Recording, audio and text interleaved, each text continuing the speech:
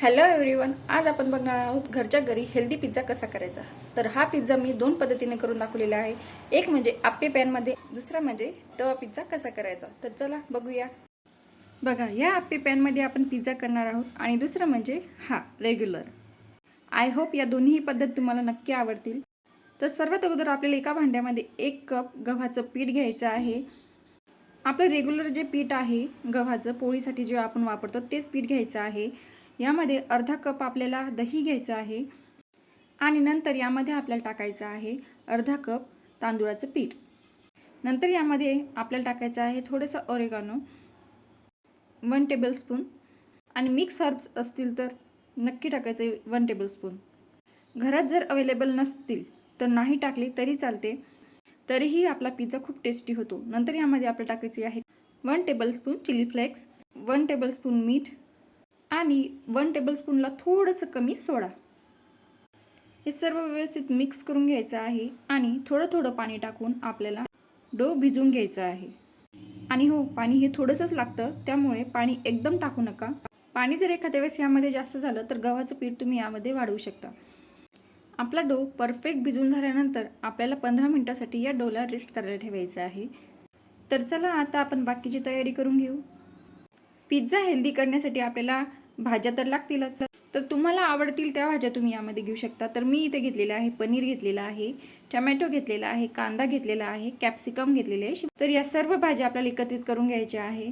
तुमच्याकडे जर कॉर्न असतील तर तुम्ही टाकू शकता। पनीर बघा मी असं किसून घेतलेलं आहे। यामध्येच आपल्याला टाकायचं आहे चिली फ्लेक्स। लहान मुलांसाठी करायचं असेल तर चिली फ्लेक्स टाकू नका। नंतर यामध्ये आपल्याला टाकायचं आहे मिक्स हर्ब्स। जसं मी तुम्हाला सांगितलं, जर घरात अवेलेबल नसेल तर नाही टाकलं तरी चालते, तरीही खूप छान टेस्ट येते। नंतर यामध्ये आपल्याला टाकायचा आहे pizza sauce. Pizza sauce available नसेल तर आपला रेग्युलर सॉस टाकला तरी चालतो। नंतर हे आपल्याला व्यवस्थित मिक्स करून घ्यायचं आहे। यामध्येच तुम्ही मेयोनीज टाकलं तरी चालते।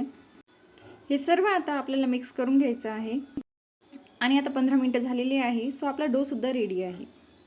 आता या डो मधला थोडासा भाग घेऊन आपल्याला तो व्यवस्थित लाटून घ्यायचा आहे। लाटताना पोळी ही खूप पातळ झाली नाही पाहिजे, थोडीशी जाडच राहू द्यायची। पोळी लाटून झाल्यानंतर आपल्याला असा ग्लास घ्यायचा आहे छोटा। असा ग्लास अवेलेबल नसेल तर घरात एखादी वाटी असेल छोटी, त्या वाटीच्या मदतीने अशा पद्धतीने आपल्याला छोट्या छोट्या पुऱ्या तयार करून घ्यायच्या आहे, पाणीपुरी सारख्या। हा पिझ्झा तयार करताना पाणीपुरीची आठवण आली ना? तर बघा, अशा पद्धतीने छोट्या छोट्या पुऱ्या आपल्याला तयार करून घ्यायच्या आहे। लहान मुलांना अशा पद्धतीने काही वेगळं तयार करून दिलं ना, त्यांना खूप आवडते आणि खूप आवडीने सुद्धा खातात। आणि हो, या चॅनलवर मी लेफ्ट ओव्हर रोटीचा पिझ्झा कसा करायचा तो सुद्धा व्हिडिओ टाकलेला आहे। आता या आप्पे पॅनमध्ये आपल्याला तूप किंवा बटर लावून घ्यायचं आहे। तर त्या व्हिडिओची लिंक सुद्धा मी डिस्क्रिप्शन बॉक्समध्ये देणार आहे, तर तो व्हिडिओ सुद्धा नक्की बघा। व्यवस्थित तूप किंवा बटर सर्व साईडनं लावून घेतल्यानंतर यामध्ये आपल्याला त्या पुऱ्या टाकायच्या आहे। असेच वेगवेगळे व्हिडिओ मी माझ्या चॅनलवर टाकत असते, तर अजूनही चॅनलला तुम्ही सबस्क्राईब केलेले नसेल, चॅनल नक्की सबस्क्राईब करा। हा व्हिडिओ आवडला तर नक्की लाईक करा आणि तुमच्या मित्रमैत्रिणींसोबत नक्की शेअर करा। आता आपल्याला यामध्ये तयार केलेलं मिक्सचर टाकायचं आहे। बघा, लहान मुलांना अशा गोष्टी खूप आवडतात। दिसायला इतकं कलरफुल दिसत आहे, असं वाटतं आताच खाऊन घ्यावं। या सर्व पुऱ्या फिल झाल्यानंतर या मिक्सचरच्या वरच आपल्याला मोझरेला चीज टाकायचं आहे। मी मोझरेला चीज घेतलेला आहे। तुमच्याकडे जर चीज क्यूब असेल तर ते सुद्धा किसून टाकलं तरी चालते। आता फक्त 2 मिनिटं आपल्याला वाट बघावी लागणार आहे। आपण जसे आप्पे तयार करतो ना, तसं फक्त 2 मिनिटासाठीच आपल्याला हे कुक करून घ्यायचं आहे। गॅसची फ्लेम ही लोच ठेवायची आहे, झाकण ठेवायचं आहे आणि 2 मिनिटं वाट बघायची आहे। जितका टाईम आप्पे होण्यासाठी लागतात तितकाच टाईम पिझ्झा होण्यासाठी लागणार आहे। व्हिडिओमध्ये बघा 2 मिनिटं पटकन होतात। तर तयार झालेला आहे आपले आप्पे पॅन पिझ्झा। आणि हो, व्हिडिओ आवडला असेल तर नक्की लाईक करा।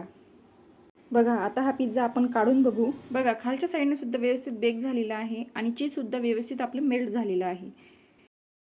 तर बघा, रेडी झालेला आहे आपला आप्पे पिझ्झा।